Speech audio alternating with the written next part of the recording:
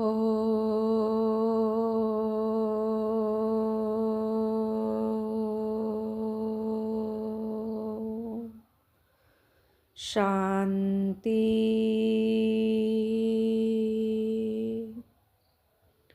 18/11/2024 প্রাতঃমূর্লি।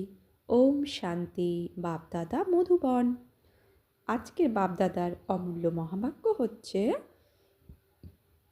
মিষ্টি বাচ্চারা বাবা হলেন অবিনাশী বৈদ্য, যিনি একটি মহামন্ত্র দ্বারাই তোমাদের সব দুঃখ দূর করে দেন। কোন মহামন্ত্র? মন মনোভব মন্ত্র। তো বাবা বেদকা নাথ, বৈদ্যনাথ। তো সমস্ত রোগ নিরাময় করে দেয় এক মহামন্ত্রের দ্বারা। তাই জন্য তাকে বৈদ্যনাথ বলা হয়। সমস্ত রোগের নিরাময় করে বৈদ্যনাথ বাবা। তাই বাবা বলছেন, মিষ্টি বাচ্চারা বাবা হলেন অবিনাশী বৈদ্য, যিনি একটি মহামন্ত্র দ্বারাই তোমাদের সব দুঃখ দূর করে দেন। আজকের প্রশ্নে বাবা বলছেন, আজকের মুরলির থেকে যে প্রশ্ন, সেটাতে বাবা বলছেন, মায়া তোমাদের মধ্যে কেন বিঘ্ন সৃষ্টি করে এবং কী কারণে? উত্তরে বাবা বলছেন, কেননা তোমরা হলে মায়ার সবচেয়ে বড় গ্রাহক। মায়ার গ্রাহক কমে যেতে শুরু করলেই সে বিঘ্ন সৃষ্টি করে। 2, যখন অবিনাশী বৈদ্য তোমাদের ওষুধ দেন, তখন মায়ারূপী রোগ উথলে ওঠে। তবে বৈদ্যনাথ যে বাবা, আর দুনিয়াতেও এমন কিছু মানে যারা ভেষজ বা হোমিওপ্যাথি মেডিসিন দেওয়ার সাথে সাথে কি হয়, আয়ুর্বেদিকদের দেওয়ার সাথে সাথে রোগ উথলে পড়ে, বেড়ে যায়। তো বাবাও বলছে, এই অবিনাশী বৈদ্য তোমাদের ওষুধ দেন। মন মনোভাব, যত বাবার সাথে মন মনোভাব হবে, তোমাদের কি হবে? রোগ আরও উথলে উঠবে, অর্থাৎ মায়ারূপী রোগ। সেই জন্য বিঘ্ন এলে ভয় পেও না। তো যখন বেশি বেড়ে যায়, তখন একদম নিশ্চিহ্ন হয়ে যায় সেই রোগ। তাই মন মনোভাব মন্ত্রের দ্বারাই মায়া দূরে সরে যাবে। তাই বাবা বলছেন, ভয় পেও না, রোগ উথলে উঠবে। এই অবিনাশী বৈদ্য তোমাদের ওষুধ দেন, তাই মায়া দূরে সরে যাবে মন মনোভাব মন্ত্রের দ্বারা। ওম শান্তি। বাবা বাচ্চাদের বসে বোঝান, মানুষ মনের শান্তি বলে হয়রান হয়ে যায়। রোজ বলেও থাকে ওম শান্তি, রোজ বলেও থাকে ওম শান্তি, কিন্তু এর অর্থ না জানার কারণে শান্তি চাইতেই থাকে। বলেও, বাবা বলছেন, বলেও থাকে আই অ্যাম আত্মা। তো আই অ্যাম সাইলেন্স, আত্মা শান্ত এবং সাইলেন্স বা অন্তর্মুখী। আমাদের স্বধর্মই হলো সাইলেন্স। তবে স্বধর্মই যখন শান্তি, তখন কেন শান্তি চেয়ে থাকে? অর্থ না বোঝার কারণেই চাইতে থাকে। তোমরা বুঝেছ, এটা হলো রাবণ রাজ্য, কিন্তু ওরা তো বুঝতেই চায় না রাবণ সম্পূর্ণ দুনিয়াতে প্রধান আর বিশেষ করে ভারতের শত্রু।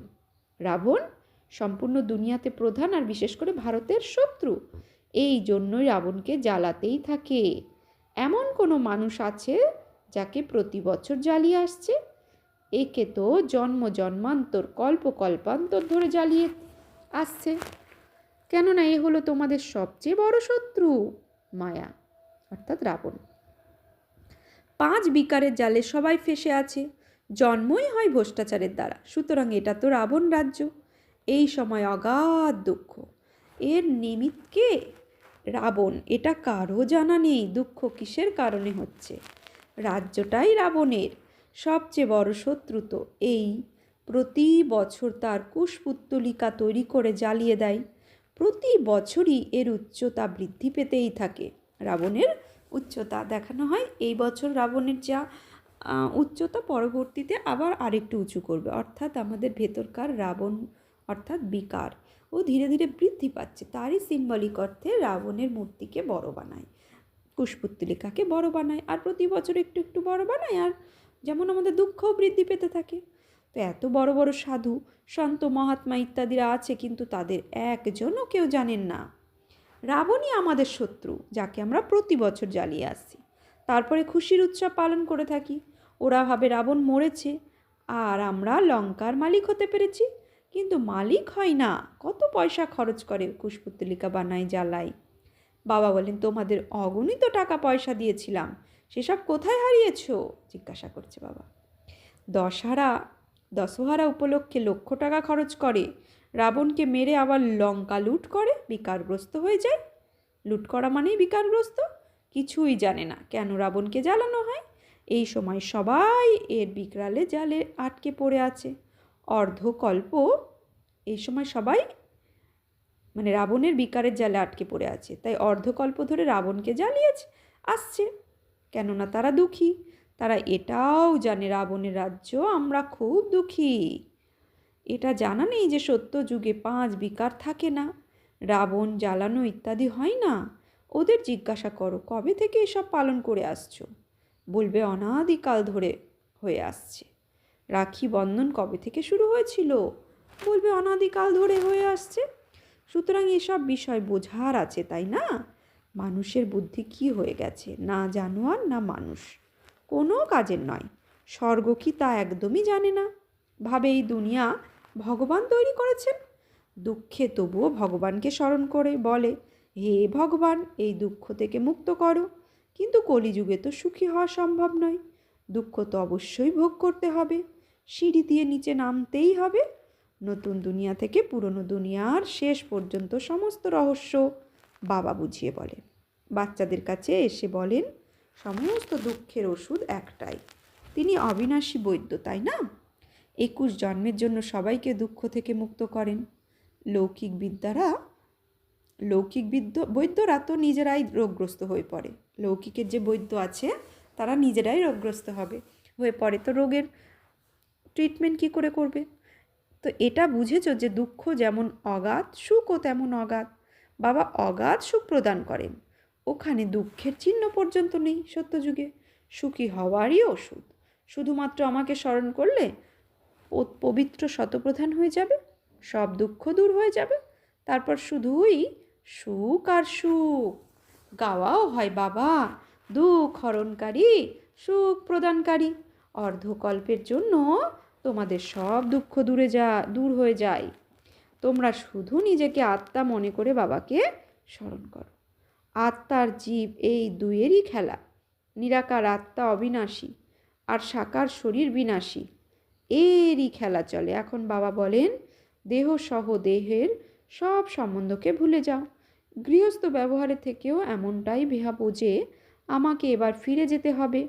অতীত তো যেতে পারবে না, সেই জন্য মামেকম স্মরণ করো, তবেই শতপ্রধান হয়ে যাবে। বাবার কাছে ওষুধ আছে না? বাবা এও বলেছেন, মায়া অবশ্যই বিঘ্ন সৃষ্টি করবে। তোমরা হলে রাবণের গ্রাহক, তাই না? মায়ার গ্রাহক চলে যাবে, এর জন্য তো মায়া অবশ্যই মরিয়া হয়ে উঠবে। সুতরাং বাবা বোঝান, এ হলো ঈশ্বরীয় পঠন পাঠন, কোনো ওষুধ নয়। ওষুধ হলো স্মরণের যাত্রা। এই একটা ওষুধ দ্বারাই তোমাদের সব দুঃখ দূর হয়ে যায়। যদি আমাকে নিরন্তর স্মরণ করার পুরুষার্থ করো, ভক্তি মার্গে এমন অসংখ্য মানুষ আছে যাদের মুখ চলতেই থাকে, কেউ না কেউ রাম মন্ত্র জপ করতেই থাকে। তারা গুরুর কাছ থেকে মন্ত্র পেয়েছে, এতবার জপ তোমাদের করতেই হবে। ওদের বলা হয় রাম নাম জপকারী, একে বলে রাম নামের দান। এই রকম অসংখ্য সংস্থা তৈরি হয়েছে। রাম রাম জপ করতে থাকলে লড়াই ঝগড়া করতে পারবে না, ব্যস্ত থাকবে, কেউ কিছুই বললেও রেসপন্স করবে না। খুব অল্প সংখ্যকই এমন করে থাকে। এখানে বাবা বুঝিয়েছেন মুখে রাম রাম করার প্রয়োজন নেই। এ হলো অজাপা জপ, নিরন্তর বাবাকে স্মরণ করে যাও। বাবা বলেন, আমি রাম নই। অজাপা জপ অর্থাৎ শুধু স্মরণ করো। বাবা বলেন, আমি রাম নই, অর্থাৎ ত্রেতা যুগের যে রাম।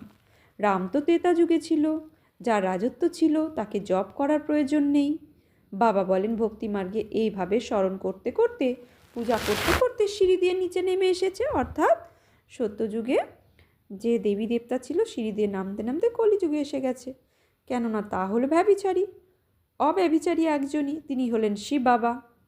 তো দুনিয়াতে যে ভক্তি সবই ব্যভিচারী। আর অব্যভিচারী একজনই, এক বাবাকেই নিরন্তর স্মরণ করো, তাহলে অব্যভিচারী হয়ে গেল। তিনিই বাচ্চারা তোমাদের বোঝান যে এ কেমন ভুল ভুলাইয়া খেলা, যে বাবার কাছ থেকে অনন্ত জগতের উত্তরাধিকারী প্রাপ্ত হয় তাকে স্মরণ করলে মুখের চেহারাই উজ্জ্বল হয়ে ওঠে, খুশিতে চেহারা উৎফুল্ল হয়ে ওঠে, মুখে সবসময় স্মিত হাসি থাকে। তোমরা জানো বাবাকে স্মরণ করলে আমরা এমন হতে পারবো, অর্ধকল্পের জন্য আমাদের সব দুঃখ দূর হয়ে যাবে। এমন নয় যে বাবা করবেন, তা কিন্তু নয়। এটা বুঝতে হবে আমরা যত বাবাকে স্মরণ করব ততই শতপ্রধান হতে পারবো। তার মানে যেমন করব স্মরণ তেমনই শতপ্রধান হতে পারবো। এই লক্ষ্মীনারায়ণ বিশ্বের মালিক কত প্রফুল্ল চেহারা, এমনটাই হতে হবে। অনন্ত জগতের পিতাকে স্মরণ করলে অন্তরে খুশি অনুভব হয় যে আবার আমরা বিশ্বের মালিক হব। আত্মার খুশির সংস্কারই সাথে যাবে, তারপর ধীরে ধীরে কম হতে থাকবে।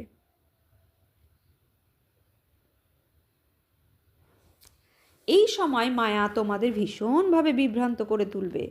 মায়া চেষ্টা করবে তোমাদের স্মরণ ভোলাবার, যাতে সব সময় এমন প্রফুল্ল চেহারায় না থাকতে পারো। মায়া বিঘ্ন ডালবে প্রফুল্ল চেহারা না থাকার জন্য। নিশ্চয়ই কোনো না কোনো সময় বিভ্রান্তি শিকার হবে। মানুষ যখন রোগগ্রস্ত হয়ে পড়ে তখন তাকে বলাও হয় শিব বাবাকে স্মরণ করো, কিন্তু শিব বাবা কে সেটাই জানে না কেউ। তবে কি ভেবে স্মরণ করবে? কেন স্মরণ করবে? তোমরা বাচ্চারা জানো বাবাকে স্মরণ করলে আমরা তমপ্রধান থেকে শতপ্রধান হতে পারবো। দেবী দেবতারা শতপ্রধান, তাই না? তাকে বলা হয় দেবী ওয়ার্ল্ড। মানুষের দুনিয়া বলা হয় না, দেবী দুনিয়া বলা হয়। মানুষ নামটাই থাকে না, বলা হয় অমুক দেবতা, ওটা হলো দেবী রাজ্য, আর এ হলো হিউম্যান ওয়ার্ল্ড, মানুষের দুনিয়া। এই সব বোঝার বিষয়। বাবাই এসে বোঝান, তাকে বলা হয় জ্ঞানের সাগর। বাবা অনেকভাবে যুক্তি দিয়ে ব্যাখ্যা করেন, তারপর একদম অন্তিমের মহামন্ত্র দেন। বাবাকে স্মরণ করলে তোমরা শতপ্রধান হতে পারবে আর তোমাদের সব দুঃখ দূর হয়ে যাবে। কল্প পূর্বেও তোমরা দেবী দেবতা ছিলে, তোমাদের চেহারা দেবতার মতোই ছিল। ওখানে কেউই অযৌক্তিক কথাবার্তা বলতো না, এরকম কোনো কাজই সেখানে হয় না। ওটা হলো দেবী রাজ্য, এটা হলো হিউম্যান ওয়ার্ল্ড। পার্থক্য আছে, তাই না? এসবই বাবা বসে বোঝান। মানুষ তো মনে করে দেবী রাজ্য ছিল, লক্ষ বছর হয়ে গেছে, এখানে কাউকে দেবতা বলতে পারো না। দেবতারা তো স্বচ্ছ ছিল, মহান আত্মা দেবী দেবতাদের বলা হয়। মানুষকে কখনোই বলা যায় না এ হলো রাবণের দুনিয়া। রাবণ সব সময় বড় শত্রু আমাদের, এর মতো শত্রু কেউ হয় না। প্রতি বছর তোমরা রাবণকে জ্বালাও, এ কে কেউই জানে না। কোনো মানুষ তো নয়, এ হলো 5 বিকার, প্রত্যেকের ভেতরেই রাবণ আছে, সেই 5 বিকার রূপী রাবণ। কোনো আলাদা পার্টিকুলার একজন রাবণ বলে যে 10 মাথাওয়ালা রাবণ তা নয়। তো 5 বিকারের রাজ্য, তাই না? সেই জন্য রাবণ রাজ্য বলা হয়। সবার মধ্যে 5 বিকার আছে। এই দুর্গতি আর সদ্গতির খেলা তৈরি হয়েই আছে। এখন তোমাদের সদ্গতির সময় সম্পর্কে বাবা বুঝিয়েছেন, দুর্গতির সময় সম্পর্কেও বুঝিয়েছেন। তোমরাই উত্তরণের সিঁড়ি বেয়ে উপরে ওঠো, তারপর তোমরাই আবার নিচে নেমে আসো। শিব জয়ন্তী ভারতে অনুষ্ঠিত হয়, রাবণ জয়ন্তীও ভারতে অনুষ্ঠিত হয়। অর্ধকল্প হলো দেবী দুনিয়া, লক্ষ্মীনারায়ণ রাম সীতার রাজ্য। এখন তোমরা বাচ্চারা সবার বায়োগ্রাফি সম্পর্কে জানো। মহিমা যা কিছু সব তোমাদের, নবরাত্রিতে পূজা ইত্যাদি সব তোমাদের জন্য হয়ে থাকে। তোমরাই স্থাপনা করো, শ্রীমতে চলে তোমরা বিশ্বকে পরিবর্তন করো। সুতরাং শ্রীমতে সম্পূর্ণরূপে চলা উচিত, তাই না? নম্বর অনুসারে পুরুষার্থ করে থাকো, স্থাপনা হয়ে চলেছে। এর মধ্যে লড়াই ইত্যাদি কোনো প্রশ্নই নেই।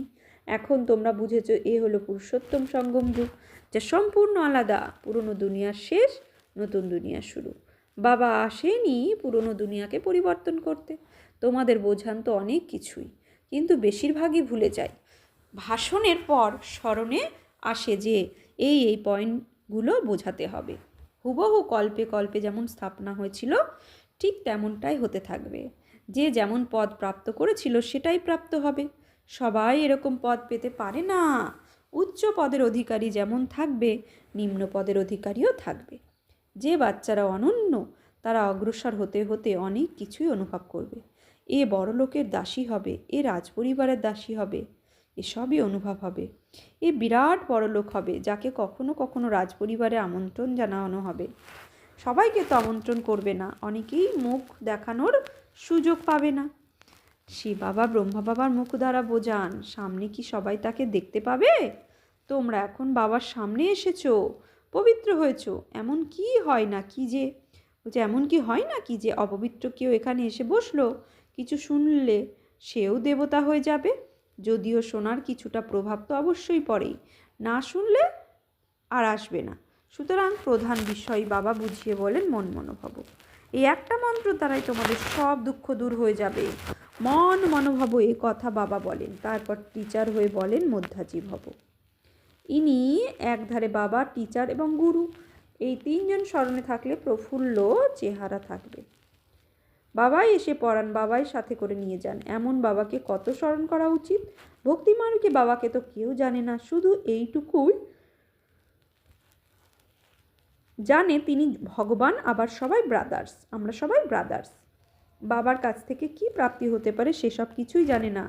তোমরা এখন বুঝেছো একজনই বাবা, আমরা ওনার বাচ্চারা সবাই ভাই ভাই। এ হলো অনন্ত জগতের কথা, তাই না? সব বাচ্চাদের টিচার হয়ে তিনি পড়াচ্ছেন, সঙ্গে করে ফিরিয়ে নিয়ে যাবেন। এই ছি দুনিয়া তো ফিরে যেতে হবে, দুনিয়া থেকে তো ফিরে যেতে হবে। নতুন দুনিয়াতে আসার জন্য তিনি তোমাদের যোগ্য করে তোলেন।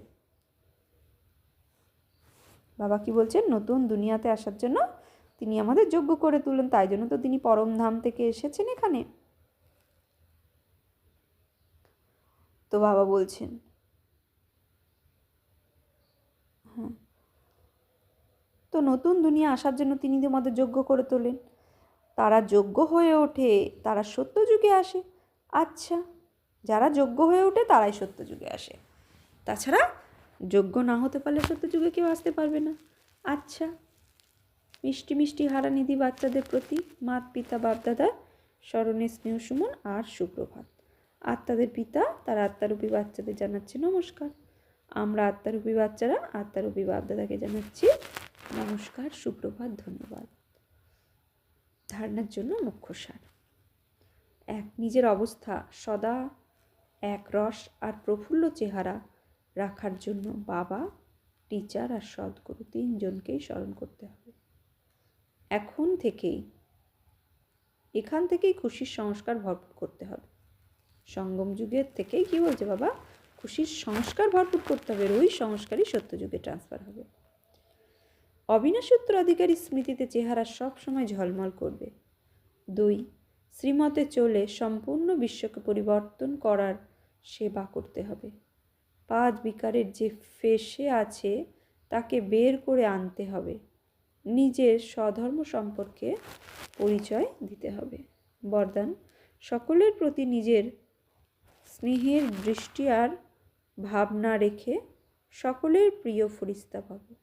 সকলের প্রতি নিজের স্নেহের দৃষ্টি আর ভাবনা রেখে সকলের প্রিয় ফরিস্তা ভব। স্বপ্নেও যদি কারো কাছে ফরিস্তা আসে তো কত খুশি হয়। ফরিস্তা অর্থাৎ সকলের প্রিয়, পার্থিব জাগতিক প্রিয় নয়, অসীম জগতের প্রিয়। এ ভালোবাসে শুধু, বলছে যে ভালোবাসে শুধু তার কাছে প্রিয় নয়, সকলের কাছে প্রিয়। যেরকম আত্মা হোক, কিন্তু তোমাদের দৃষ্টি, তোমাদের ভাবনার স্নেহ থাকবে, একেই বলা হবে সকলের প্রিয়।